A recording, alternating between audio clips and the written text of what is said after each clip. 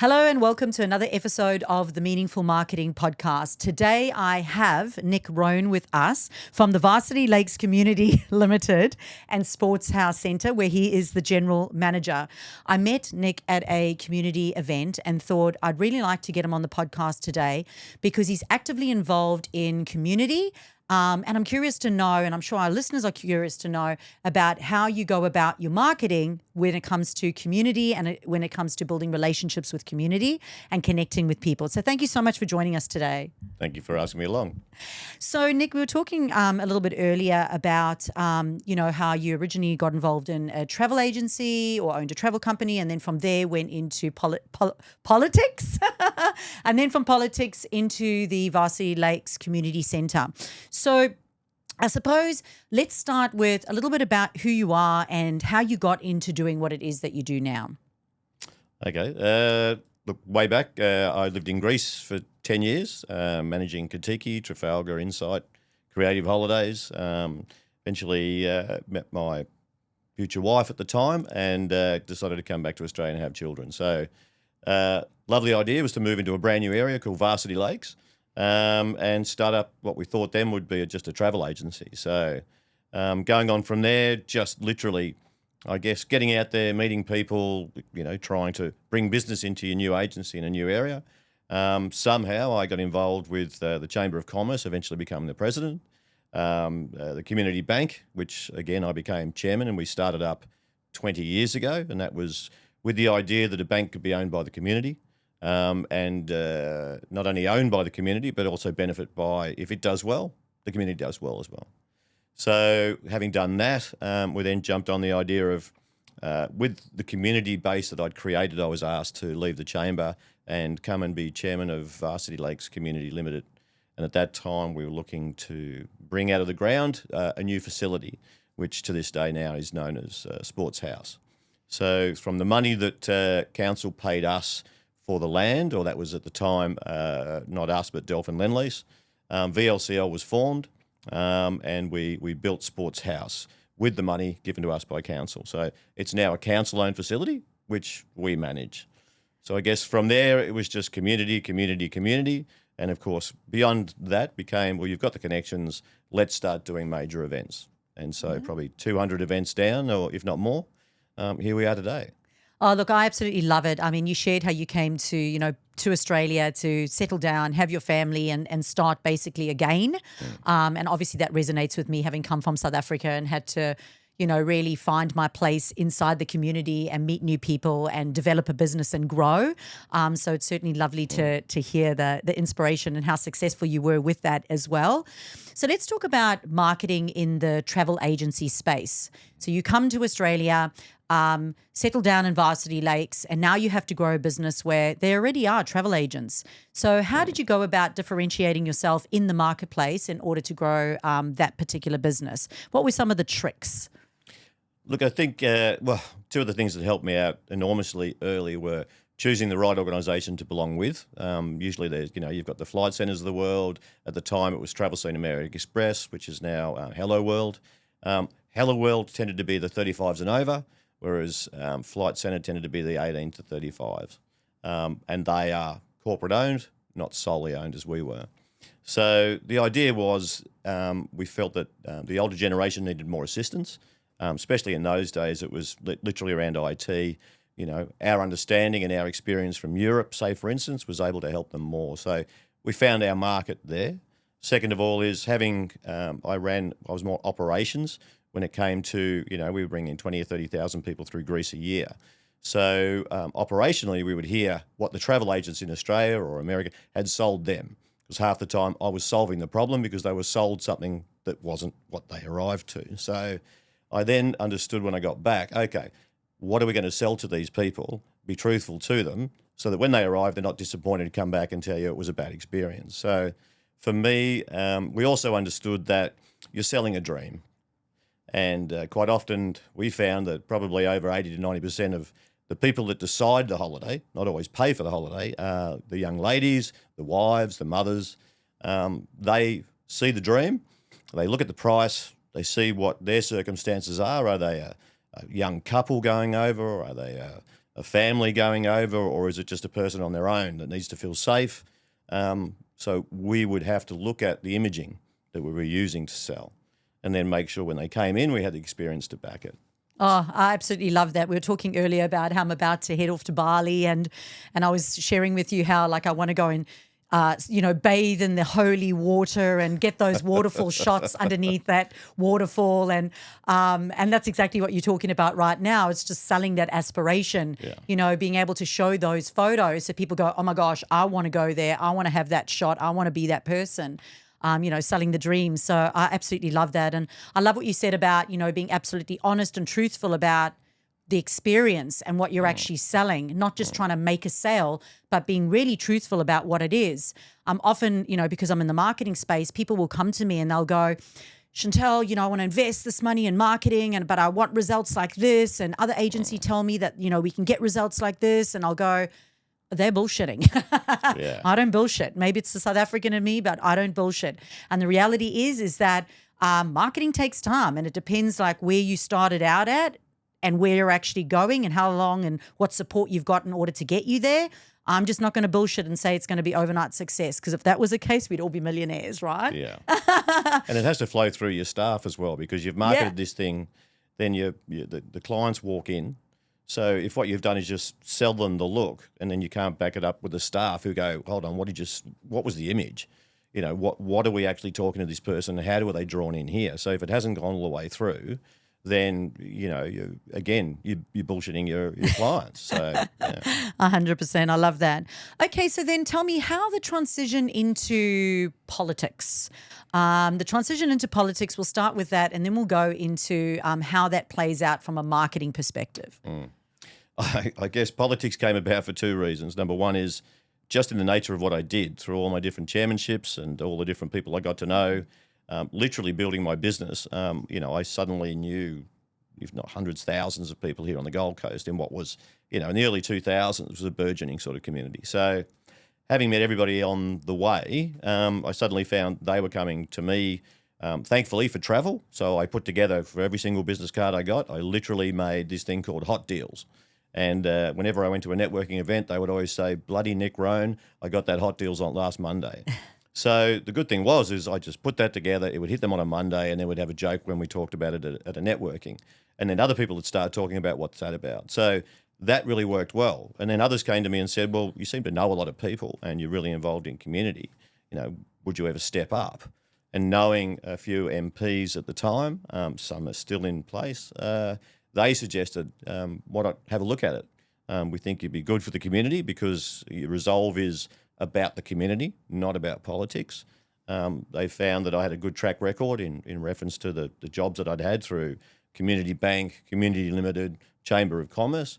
I guess at the time, friends were also, suggesting I move forward and, I give it a shot. So that's how the idea first came about, was probably more from others suggesting, well, is that your next step? Rather than me sitting there going, okay, my aspirations are to get into politics, because anybody that has been involved in politics does not want to be involved in politics or gets out of it eventually. So. Thanks for sharing. So there's a couple of key things there that I want to talk about, and the one is the importance of networking. So can you just explain to everyone what your views are on networking and how important you think it is and why?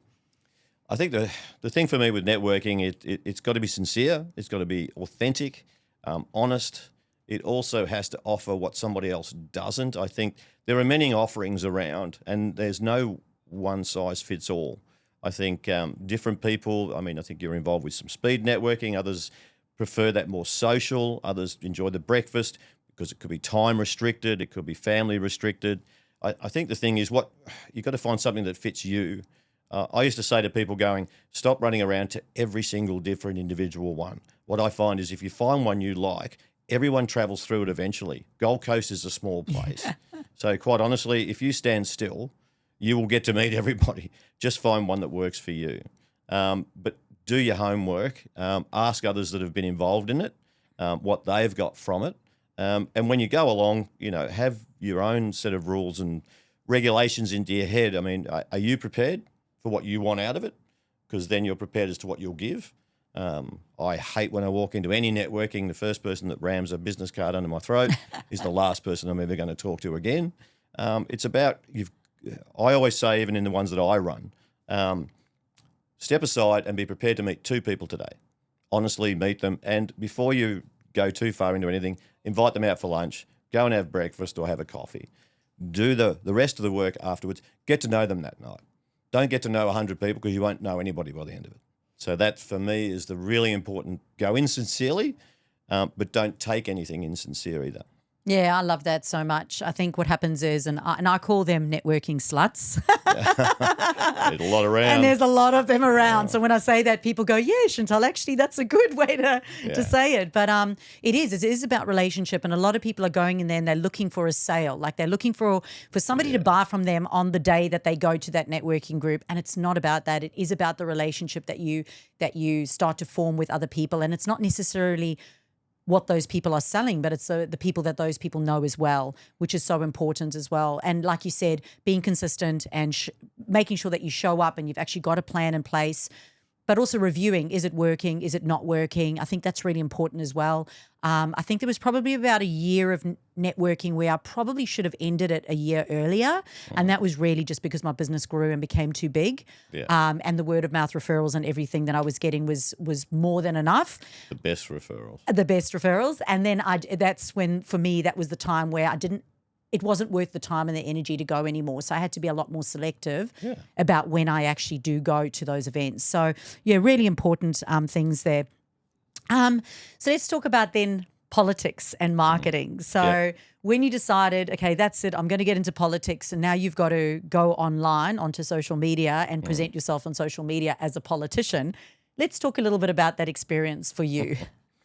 Wow. Where do you start? Look, I guess my outtakes at the end of it all were, how did I start to get into it in the first place? When it came to the marketing side of things, it was important to make sure that what I was putting forward is to what I was suggesting I represent, which was community. It was, obviously making sure that from a look and feel perspective, you look like somebody that was electable. Second of all, was it how I felt, not only how I wanted to be perceived, but how others felt. Why they had suggested I step forward. Second was then to promote what it is I'd literally done. So the hardest thing about politics is you are pushing to be in so many people's faces, and it's your head. You get sick of seeing your own head. Honestly, I didn't want to look in the mirror when I brushed my teeth during campaigns. And you're asking people to sell your head to everybody else, and it just wow. So it's extremely confronting because it's very ego driven, but it's not with the ego that you're doing it. So it's a bit of a dichotomy there. But for me, it was about going, do I look like a person somebody would like to elect? Second of all, is it coming across as being the community-orientated person as to my motivation as to why I'm literally there in the first place? I didn't want to sit there and go, okay, this guy just looks like he wants to go up through the annals of, a political party, which for me, it was important that they knew I was grounded in community and did my website, did my social media look like and reflect that, both in its words, how it was perceived, and literally its look. If somebody just flashed up and went, oh, he looks like an absolute moron, or, oh, okay, well, I want to click on it. And that was, for me, important. So we did a lot of testing with family and friends who are literally the best people in the world. Because they're brutally honest. Oh, hell yeah. My friends are hilarious. They're the best friends. The best friends are the truthful friends. Yeah. and interestingly enough, the good thing for me was you get it right when you go, Jesus, I've known you for 20 years and I didn't know that. Yeah. And that was like, okay, well, that's good because they read it.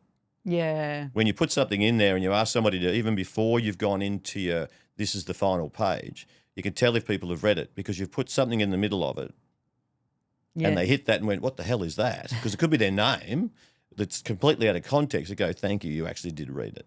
So sometimes it's making sure that the people aren't just skimming it because this is going out and guaranteed there will be somebody that hates your guts, wants you to fail, literally can't stand the look of you, that will try and find something in what you've written, will find a picture that's, less than, and will try to harm you. And I found that in business as well. If somebody's a competitor, and these days I think it's a lot harder than when, I first started, but they're not always out to do your best.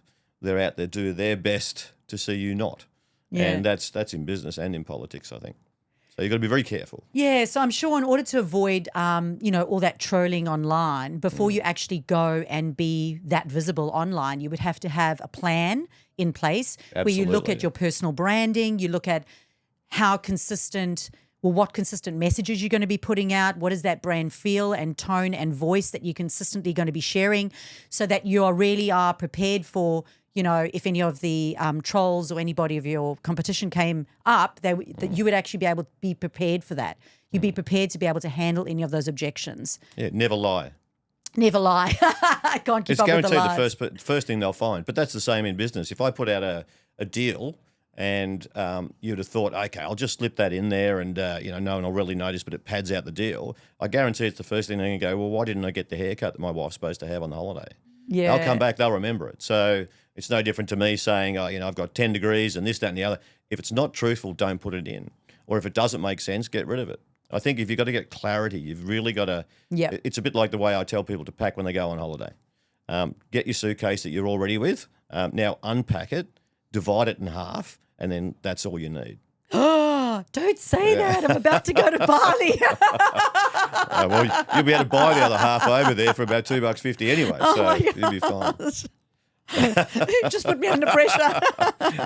You'll be fine. All right. So have you got any example, just one example that you could potentially share with us about a trolling online situation or something that happened? Come on, there's got to be one. No, I had significant ones. I mean, look, when you're putting yourself and your face out, I mean, I think we had, 26,000 people to help. Well, I was looking to want to get a vote from. And as I say, if they're not happy that you're running or you've had a bad experience with them in the past, sometimes it's not about the fact of whether I'm good, bad or ugly. It's just they just don't like you and they want to harm you. So, yeah, you've got to become – I can't give an express example. What I would find, though, is if I got something which was sent to me because of either something I'd said, I'd written, or how I've come across somewhere, if it was one sentence – there may be something in this I've got to look at.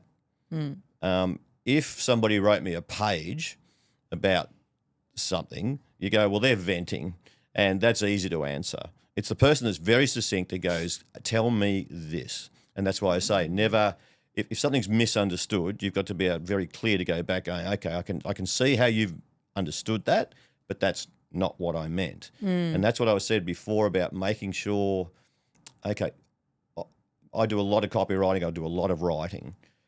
I think you probably know yourself when you've paddled over it for an hour and you've rewritten the thing, you start to not see it. So you've got to give it to somebody else, step away, and go, it doesn't make sense. And it made sense to you, but they talk about it, they give it back to you, and you go, actually, it doesn't, does it? Because you can just got to step away for a while. So sometimes how you meant or the intent behind it, again, that's why I say, don't add too much detail in. Get more clarity, put in less, just use either better words and then the other side of things, literally make it you. Don't use other people's words.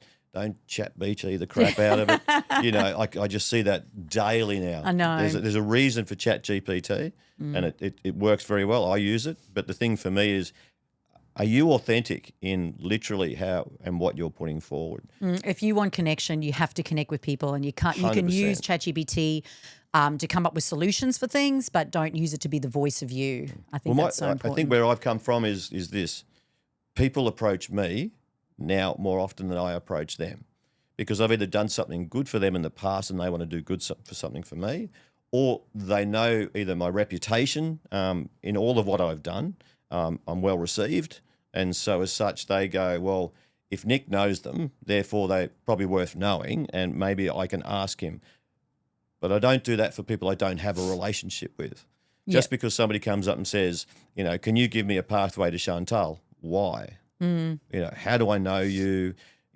You've got to have had a relationship. And I'm not just going to give away all my contacts to somebody who just walks up and asks. Because it took me, 25 years now on the coast. But also I think like, known as a connector, if you are a connector, and I'm exactly the same. I'm a bit of a gatekeeper. This morning I was chatting with somebody in the US who's wanting a connection to some virtual assistant agency, and I work with 4 different agencies.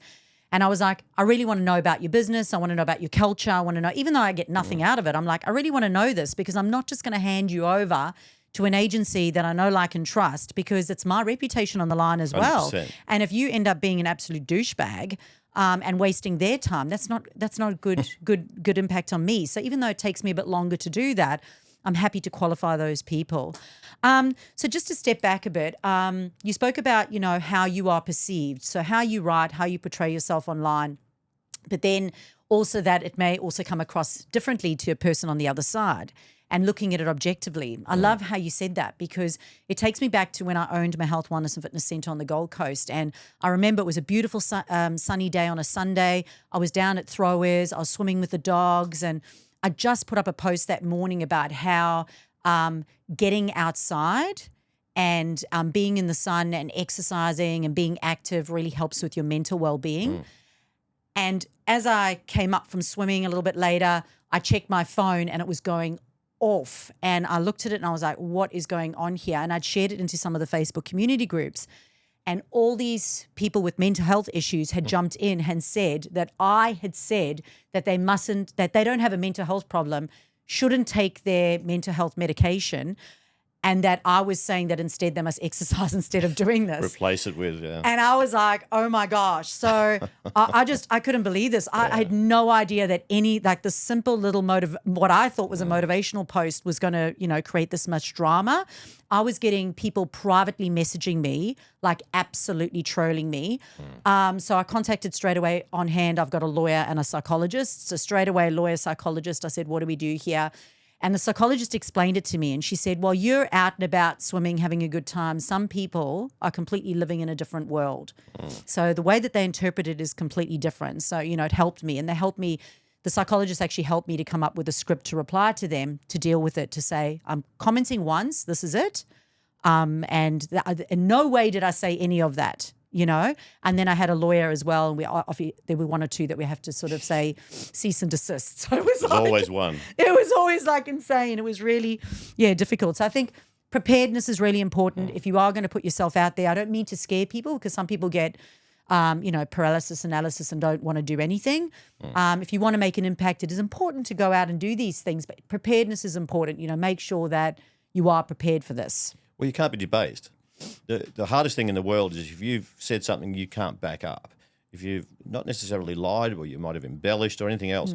The hardest thing is it's all very well and good to put it on. If you're putting yourself out to people and you're creating a connection, especially if you're doing it on a political level, but also if you publicly speak or if you go out there and push your business, you are then on the spot. If somebody attacks you or challenges, not attacks, challenges something about you, and it's on the spot, it's live, and you aren't ready, or you can't remember the lie that you made up to put that forward, you've just had the feet cut from under you, and your credibility is then shot to pieces.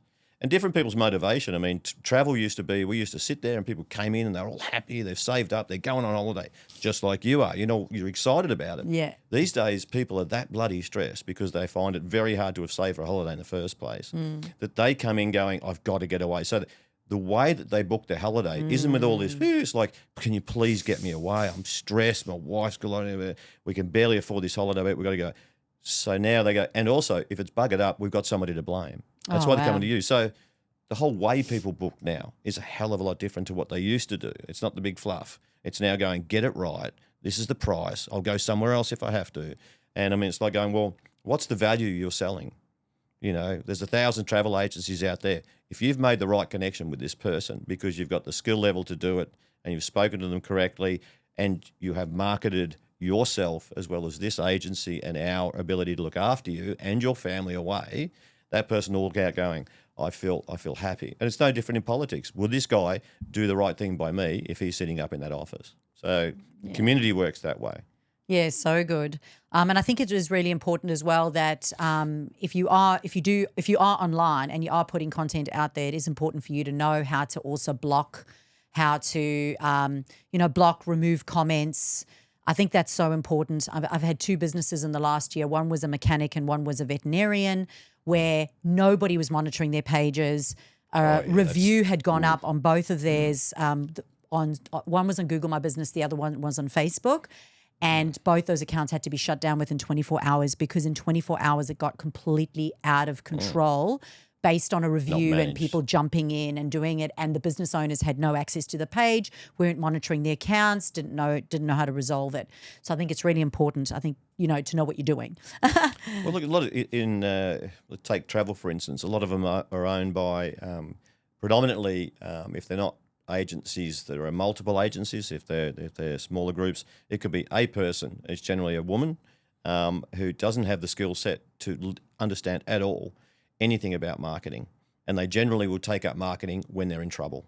Oh crap, I'm not getting anything, and then they buy bad people. Somebody walked in going, okay, for $1,000 I'll put your logo and a few things up on the screen in a doctor's office. Okay, that's just going to get you nothing. And not even monitoring it. And go, what's your return? Anything like this. But they don't have that skill level. So quite often you've got to try and, as always you do, surround yourself with the people that know more than you do.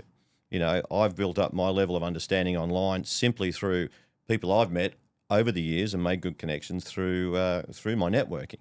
And literally to this day, I've probably got 4 or 5 people I turn to and go, how the hell how do you do that? I see their marketing or the way that they put themselves forward going, that is immense. Go over, sit down, understand how it's done and go, okay, well, you take your version of that and you always upskilling yourself. But, don't think you can do it all because if you're not working on your business and you're just head down, bum up in it, you're not going to see the wood for the trees. And I've seen that all too often. So let's talk about now the area that you're now involved in, which is General Manager of the Varsity Lakes Community Limited. Yep. Okay, let's talk about that business now and how community focused it is and how basically you make your money through the community, through that organisation. Okay, well, the best way I can describe it is this. Obviously, the facility in which we put together and now council owns but we run, effectively, we have to, make it wash its face, and that's both with staffing, that's maintenance, repairs. Let's just say we have over nearly 120,000 visits to Sports House every year. So we punch well above our weight. We've got 18 different organisations, including 3 Olympic teams, para canoe, para sprint canoe. We have sprint kayak, all of the different disciplines when it comes to kayaking or canoeing on the lake at Sports House. We've got first aid, we've got university sport, you name it, everything even down to local yoga. We look after politicians who come through and want to host conferences. We look after health and well-being. We've got disabled through sport and rec. So we have a big responsibility in making sure not only that it works for the people who are our stakeholders, that actually are members at Sports House, so even down to Varsity College, Varsity Rowers, university sport. Who else was there? There's there's a number of Currumbin Creek paddlers. So there's the stakeholders. Then on top of that, we are a facility where the local people can come in, rent space through, not only participate or become members of our clubs, use our facilities and services. On top of that, use the meeting space that we have there available to them. We don't do parties or weddings, things like that. We keep alcohol and parties away.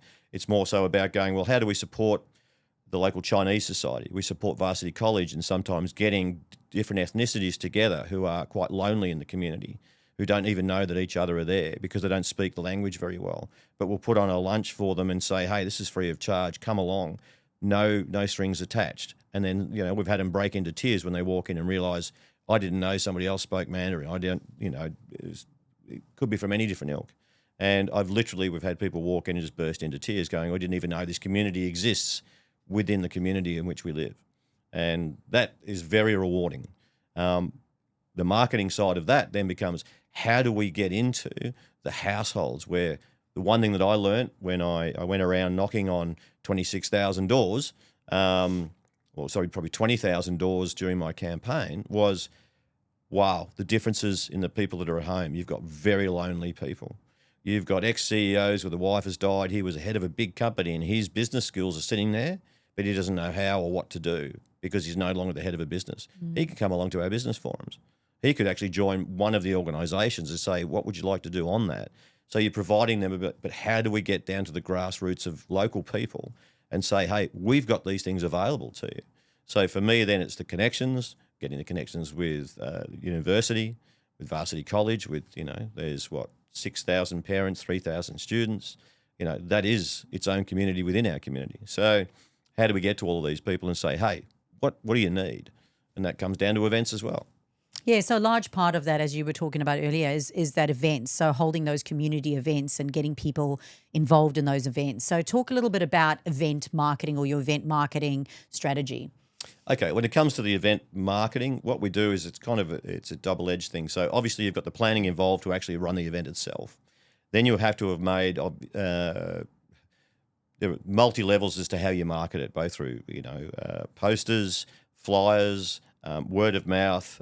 We have quite a number of different Facebook pages. We link into a lot of Facebook pages as well, which are local. We're always correct in the fact that, some is once a week posting. You don't want to bore people, so you've got to change the imagery, yet it's still selling the same event. On top of that, you find that these days video works quite well, so you've got to make them short and sharp, but somebody sees this, if we're running a fiesta, so to speak, does that, wow, what's that about? Bang, oh, it's in my local area. The symphony by the lake, wow, a big symphony on the lake. So, you're selling something. You're also selling and tapping into people's community pride. And the big thing for that is Varsity has that, Burleigh has that, all the different areas, they're very parochial. We love our area because we live here and that's why we moved here. And they want to tell everybody else about that too. So if you tap into that, word of mouth, bang, they invite people and we get them coming from Brisbane, interstate, and that's where it works. I love that so much because partnership marketing is a huge part of what I include when I talk about marketing ecosystems. So we obviously talk about Google, website, email marketing, social media, website traffic, but a lot of marketing agencies don't talk about partnership marketing. And we talk about forming relationships with people, building those connections with people and actually utilizing that, whether or not it's through referrals or emailing through their databases or doing joint marketing ventures or running competitions or co-events. It's such a huge part in the marketing ecosystem of which so many people don't actually do. So I love that you've mentioned that. Well, it's good. I mean, if you've got sponsors, you tell them, look, this is your opportunity. We're now selling you through, we've got 10. The easiest thing is we've got our own database, which is for VLCL, Varsity Lakes Community Limited, and Sports House. So it's going to go out to them. We've then got all the databases we're connected in through our social media. We have 10 board of directors. Each of them owns a company or is involved in a company which has their own databases, which sometimes can be up to 30 or 40,000. So your amplification is instant. Once others hear of it, and if you ask them the right question, do you love this? Share it, or say it, or ask. And when you get people asking questions, that's amplification. That is them going, okay, glad you asked that question. Very good question. And it also tells you, what did I miss? I've put out a poster once and go, Jesus, we didn't even put a link on it, and gone, wow, 10 people looked at this thing. You know what I mean? And somebody's going, well, how do we find it? It's okay. I'm not on social media. I don't have, I don't use the internet much. Okay, well, you're bound to get a flyer in your front, in your letterbox over the course of the month. Okay, well, that's great then. Thanks. So we covered all bases. But I think the word of mouth simply is, and when you get some consistency, I think no matter what it is, whether it's politics, whether it's business, whether it's events, is the image or the look and feel, everything about it, are you being consistent? Yeah. Because then, when I do it next year, they go, oh, I remember that event from last year. You change it up because you're freshening it, but it could be the logo that you've created. Oh, bang, that just tells you what it is. Oh, it's come back this year.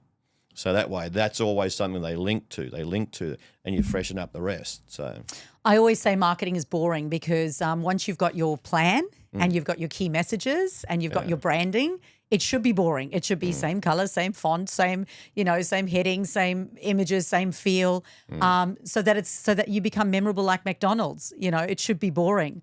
And I work with a lot of virtual assistants, and a lot of the time the VAs want to change it every week. They're changing their font and changing the template and changing whatever. And I go, are you prepared to do boring marketing? Because marketing is boring when you get it right. Yeah, well, I mean, repetition as well, isn't it? So Yeah, memorable like McDonald's. So thank you so much for coming and sharing so many valuable tips today on community and connection and partnership marketing, and so many juicy tips in there. Thank you so much to all the people that are listening right now. If you haven't already, please make sure that you subscribe. This was another episode of the Meaningful Marketing Podcast, and I'll see you shortly. Bye.